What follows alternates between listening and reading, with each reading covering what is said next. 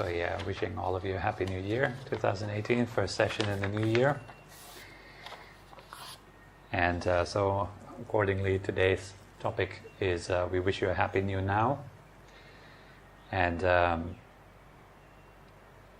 to explore a little bit the concept of the idea of time. Now, when we talk about the now as such, then that's our base of practice, this is our base of operation, this is where you can actually find experience, where you can find what you call life. And so it's a very precious gate, you can say, like a gate that leads towards an actual experience of life rather than just an abstraction in our heads, just a thought about life. So when we are becoming present, so when we're letting go of past and future thoughts, we're letting go of actually just thoughts. That's what that is. Apart from thought, apart from a movement in the mind, you can't really find anything like time. Time is not anything that you can actually experience. Yes, time is not anything that you can experience. What we can experience is, for example, a feeling, or sense input, right? You can experience vision, you can experience sound, you can experience thought, or you can experience various mental states such as anticipation, hope, worry, memory, all that. You can experience smell, you can experience taste. But apart from these six things, the six senses, which is ears, eyes, nose, taste, the feeling in the body, tactile sense, and the sense of thought, mental abstraction, the intellect. There is nothing outside of that we experience.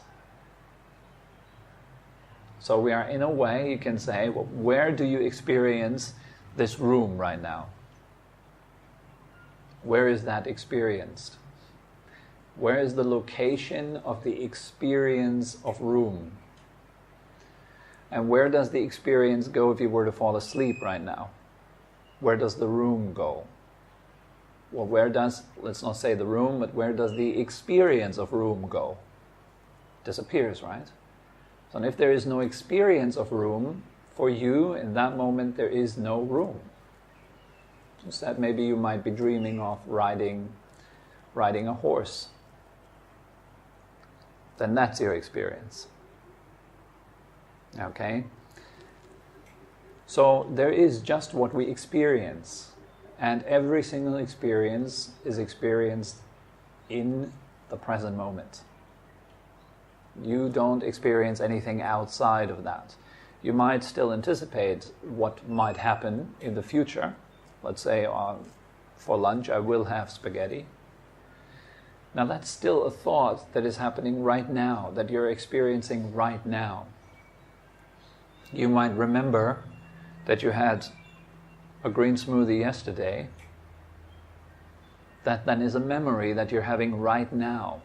And the experience of that memory is right now. It's not outside of that. You're not going into some sort of external yesterday, physically, where you then experience the green smoothie. It's just a memory.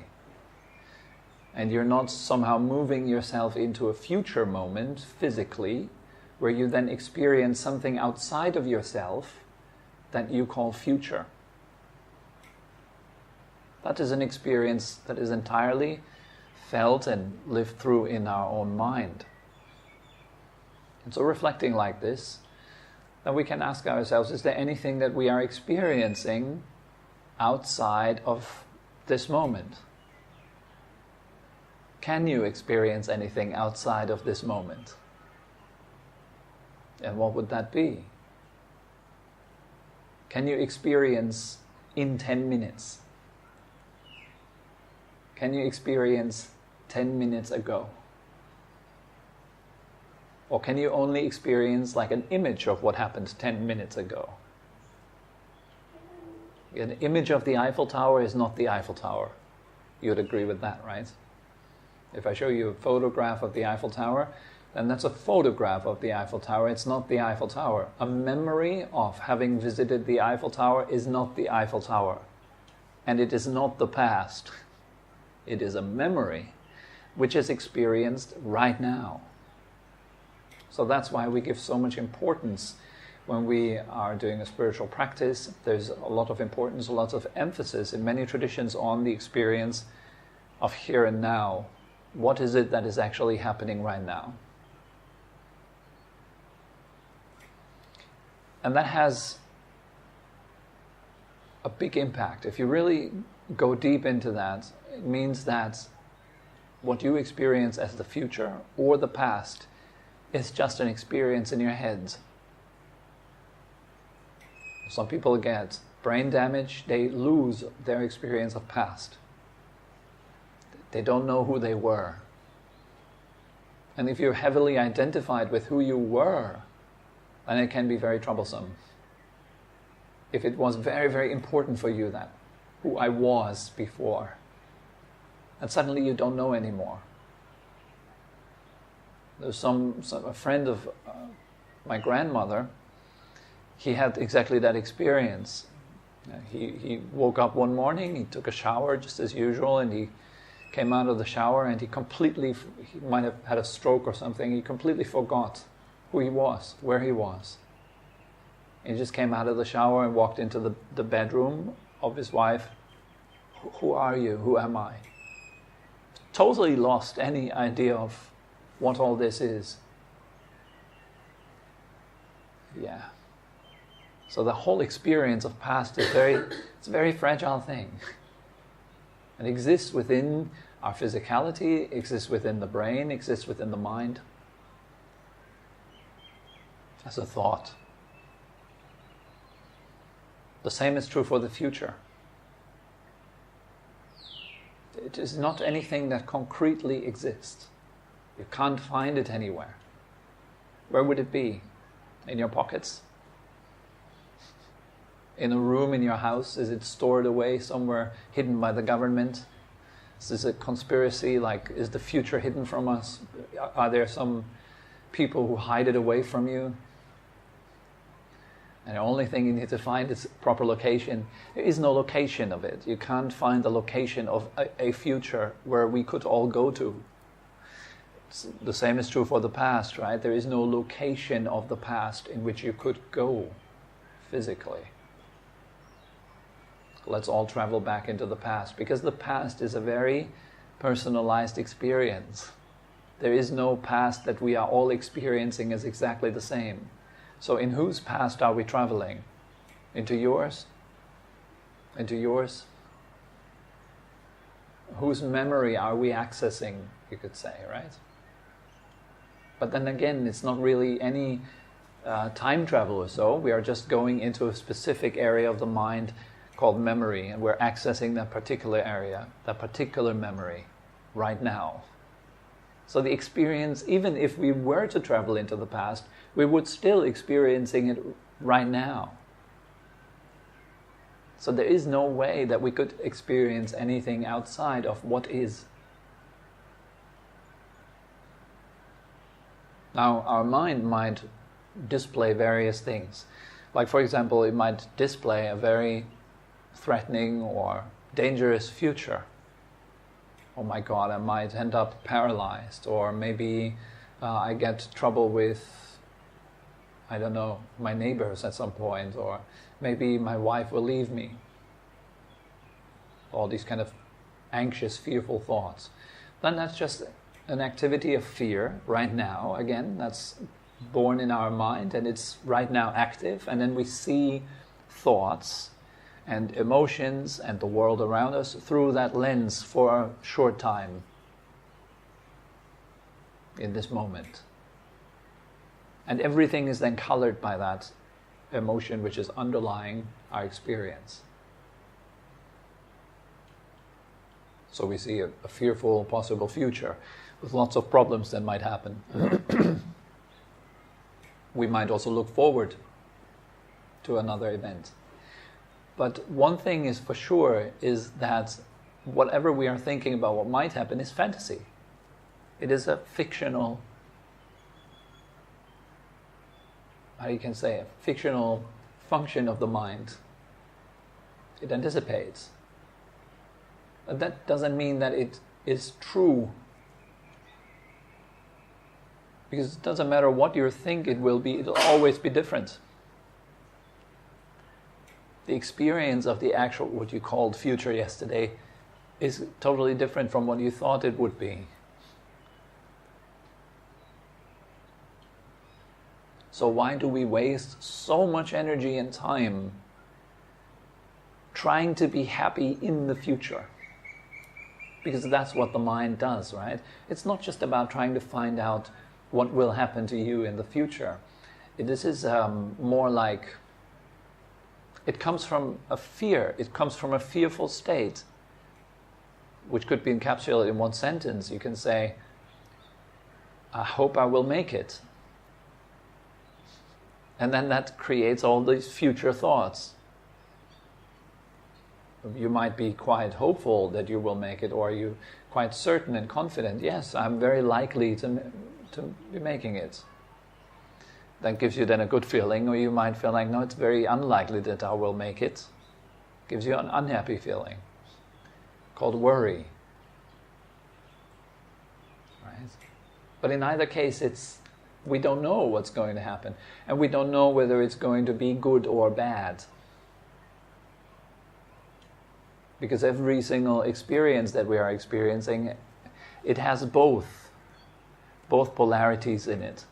There's good to it and there's bad to it. Every single thing. And the goodness is always changing into badness. And the badness is always changing back into goodness. It's just going around and around. The pleasantness is changing into unpleasantness. Unpleasantness is changing back into pleasantness.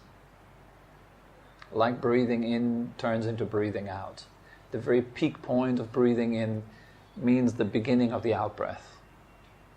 It has the seed of the out-breath in it. And so this goes around and around. So do we really know whether it will be good? It's a very cartoony, simplistic way of thinking about the future. Will I be saved? The only thing that we kind of know of the future would be that we will die. So yeah, you won't be safe. Not really. But what will happen to me? What will happen to me? Well, I will die. Where does all this lead? It leads into a coffin or into the cremation ground. That's where it leads. For all of us, we're all heading that way. Yeah. And on that way, we try to somehow avoid this, which is really funny. We're spending most of our time trying not to die. And death could be experienced in many ways, many different ways. The death of a relationship, the death of health, the death of stuff that you really like. That's all death. The end of something that we're very attached to. It's frightening, scary. So we try to not make that happen. But there is no way that we can make that happen because it is bound to happen. And why? Because it's born. If the relationship is born, what does that imply? It will die. If your good health is born, what does that imply? It will die. Your happiness is born, guess where you're heading? But the mind is much more simplistic. It says, no, for me, there should only be ever happiness. And that's precisely the reason why we suffer. Because we are having an unrealistic expectation of life. We think that it should be linear, it should be from A to B, and B is happy ever after. And somehow I need to make it work so that I'm always happy and cheerful, and that my emotions are always on top of the game, and I'm always successful, and I'm always healthy, and I'm always flexible, and I'm always young. Forget it. It doesn't work that way. It never does. But it's mind-boggling how we tend to hold on to the idea of there being anything fixed outside of ourselves that will guarantee happiness once I consume it properly. And particularly that there will be something outside of now, something that's supposed to happen later, that will make me happy. That's mind-boggling, how we really are fooled into this way of thinking. The happiness is something that is to be experienced soon. And it's always like kind of a little bit ahead. You never really get to taste it. You might smell it for a short moment. There it was there. You get a little bit of an idea of what happiness could be like. You enjoy the nice view, you come to the southernmost point in Phuket in the morning, it's beautiful, you take a deep breath. Wow, there it is, just one short moment. What's next? Where can we have some breakfast? Immediately, how can I take a best picture of that location? Let's go over there, that looks even better. And immediately there's this restlessness again. We can't rest with our happiness. It comes short moments, pop, there it is, and then immediately we try to optimize it. To try to make it better. Future again. Dissatisfaction again. Your favorite song comes on in the radio, it's not enough, turn it louder. And then it goes away, wish I would have a repeat button. You need to now find a radio in which you can record the songs that come when your favorite song comes on. You can then repeat it and play it back. Or, you need to get this new, MP3 player or something like this, and you can play that song on repeat again and again. And then you do that, what happens? You get unsatisfied again. This doesn't work out. You can't listen to the same song for the rest of your life, and it makes you more and more and more and more happy. Try. How about sex? Same thing. If you would just keep going, just give it a shot. Try. Next time you're having sex, just don't stop. Just don't stop. Keep going. How many hours will you be able to go on? It's impossible, right? So again, there's so many things that we are doing that we think that this is going to make me happy, but really it's not true. It's just stuff that we do. It's just the view. It's just a song. It's just a certain movement. It's just something that can be consumed. But it's not the thing outside of yourself that is making you happy. It's in fact that short moment when you're not thinking about something else that makes you happy. There is no striving. And yes, a nice view can put you into that state. A good dance can put you into that state. A nice piece of music can put you into that state temporarily. That's why we all appreciate arts. We like good songs, we like nice paintings, because they put you into that state of just being here with it. There it is. See, I play the piano. I played it quite a while ago. I haven't played for a long time. But when I play it, I know that you get into sometimes I get into that state of like a nice flow. You just play, and it's just nice. And then, why is it so nice? Because you're pulled so much into the moment that you're not playing to get something out of it. That's why it's so nice. You're not playing the song to get to the end of the song. That's why you get into the flow. You just play and you're with that very sound that's happening right now, enjoying it right now. And that's really nice. I think anybody that has done some art, you can relate to it. Sports, same thing. Sometimes you get into the zone in a sport when you're running or something like that, or you do yoga or something, and you completely forget why you are doing it or what you're doing it for, but you're just doing it. And these are usually the times when you're performing on peak levels. When you stop worrying about how you perform, so you're not doing it to get anywhere else. You're becoming super efficient. Like the good piece of music or nice dance or whatever it is. You have to get out of your mind in order to do what you do properly. And there are these little moments in life that we're all looking forward to, actually. These little moments that give you these short experiences of out of mind. We're all looking for it constantly. But the mind, it wants to stay alive. And the mind equals time. The mind is future, the mind is past. The mind is your life story. It's the story of a perpetually unsatisfied little me that tries to somehow get somewhere where it's going to be better. And it might use meditation, it might use spiritual practices, it might use anything that it can get a hold of to try to optimize itself. But the fundamental premise of the self, of this little ego, this me, is to be unsatisfied. So it doesn't matter how gadgety it gets, it never has enough, because that's its point. That's the point of self. This is the point of ego. Not being enough, not having enough. It is based on wanting and not wanting.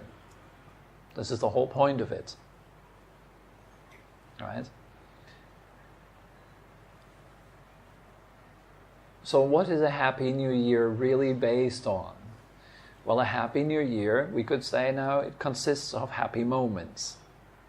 If you put all those moments together, I'm talking on a very superficial level right now, if you put all those moments, those happy moments together, you have yourself a happy new year.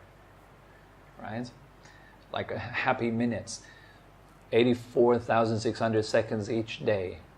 If you have 84,600 happy seconds, then you have a happy day. Say it like this, yes? So what is it that creates or that gives rise to happiness, which allows your natural happiness to shine? Well, first of all, it's your ability to rest here and now. To actually be available for life. Not occupied. Your mind is not elsewhere. It's not in the past. It's not in the future. It's here. Your body is already here, right? Sitting right here in the room. Only mind needs to catch up somehow. The mind is still in dreamland, thinking about how it could optimize life. When life is right here, it's waiting. The body is, in a way you can say, it's waiting for your mind to come back home. And so then the mind comes back home. It's the first training. You bring your mind, your attention into the present moment. This is also a moment when we all have to battle with the mind a little bit in the beginning. Because the mind has its pull. It doesn't want to be in the present moment. And you know why? Because that's where it dies. It's where time dies. It's where ego slowly dies. And ego doesn't want to die. It wants to stay alive. The dramatic, problematic me has its... There's something about it. It doesn't want to be undramatic. In a way, we don't really want to give up suffering. We're kind of attached to it. At least I am somebody when I suffer, right? Even it's not a very pleasant state of being, but at least it is something that I can attach to, that I can feel more like I'm me. At least I'm a miserable me, at least I'm a me. So we don't want to really give that up. And if you come into the present moment, if you give up your future and past story, the me becomes incredibly reduced to just what's going on right now, which is just simply facts. Feeling, hearing, thinking. There's not much drama in there. There's no problems there, really. Just you there. You're just here, like a baby. A baby is just here. A cat also. A cat is just here.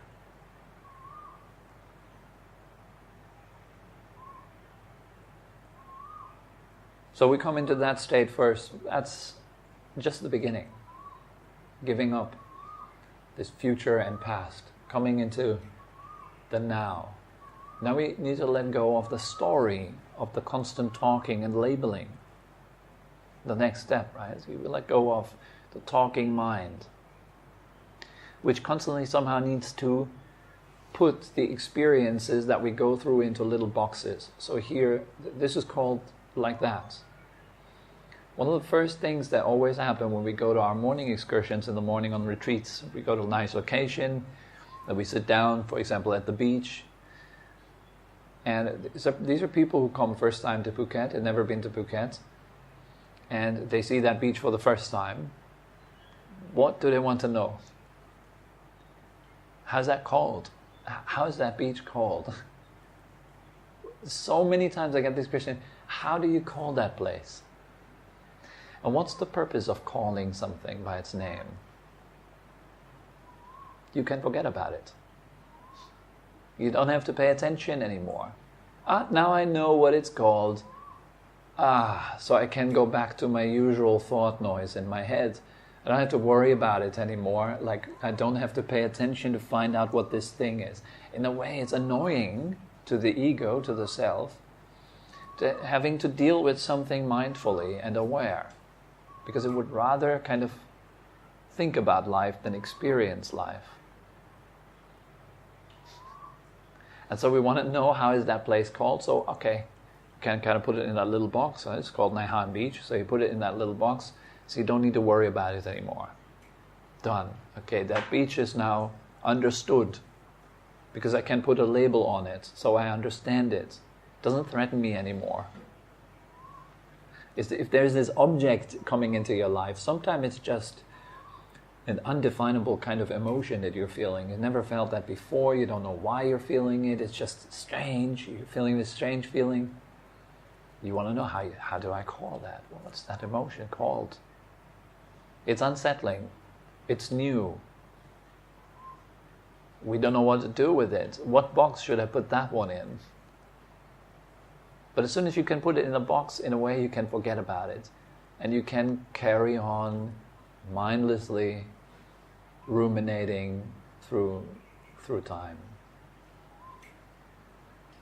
That's the whole point of labeling things. Now I know what that's called. Who are you?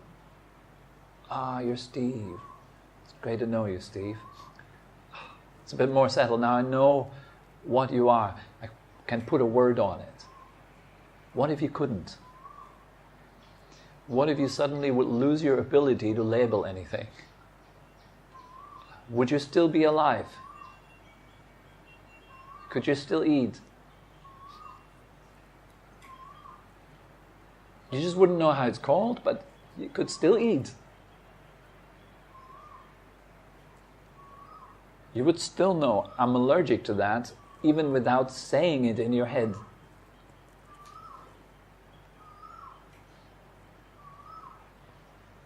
I would still know that this is Paul, even without saying it in my head. That's Paul. I just know it's Paul. I don't have to say the word in my head. I would still know myself if I got up in the morning. I don't have to tell myself constantly in my own head that I'm Tobi.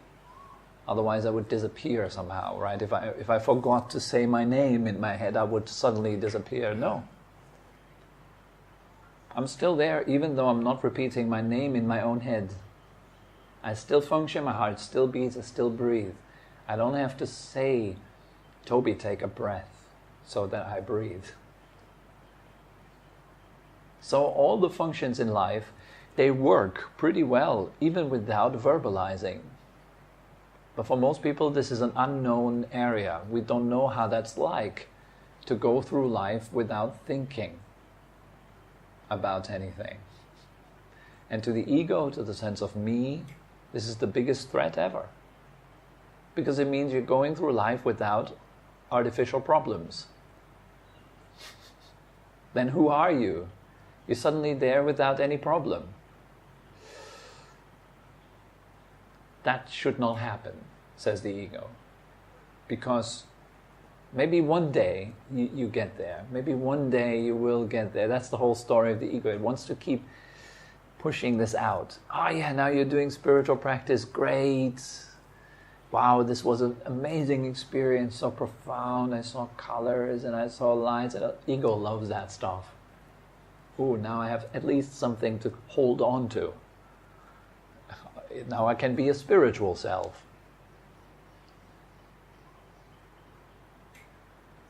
then do you dare to give up even that? To go a step further, to come into real silence. And then ask yourself, who is threatened by that? Who is threatened by presence? Because something in there is threatened by it.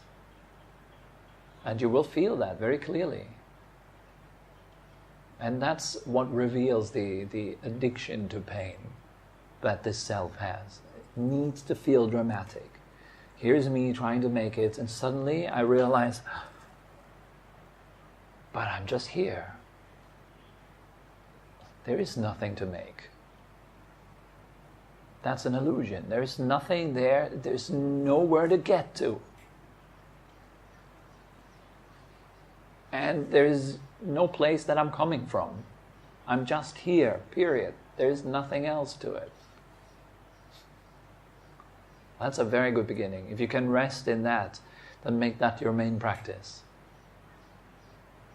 And out of that state comes a tremendous amount of happiness, bliss, well-being.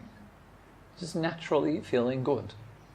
Because you're not occupied with baggage, with heaviness, with burden. You're not carrying around pain anymore. You put it down.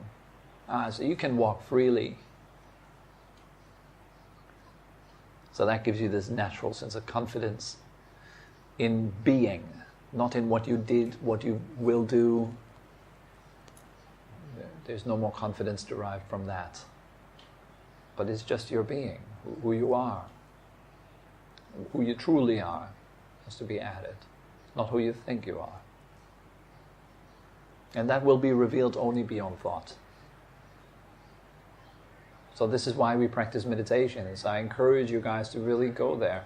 Make 2018 a year of no thoughts. And see where it takes you. And see if you're still alive, even if you can take an entire dinner without thinking about it, without labeling it in your head. Maybe you might even enjoy it more. In fact, this is the state that you naturally go into when the dinner is super delicious. You stop thinking. People stop talking. Have you noticed? My mom, she cooked fantastic food. She was really good, really, really good cook. And whenever she put the food on the table, she said, go, let's eat, And everyone would start to eat. And everyone was very chatty before they started eating. And then they started eating and become dead silent for long times. People just eat. At the beginning you would hear this, wow, and then dead silence. And it has this kind of ability. Good food puts you into that state a bit more easily. Then you just taste. And it's so nice to just taste. It is so nice to be alive. Unless you're thinking about living your life, then it's not nice anymore. Then it's complicated and sticky and heavy. If you stop thinking about it, life can feed you again. It can nourish you. It can flow through you, into you. And more you will realize that life is nothing that is somehow outside of you or something that you need to govern and control. It is what you are, most essentially.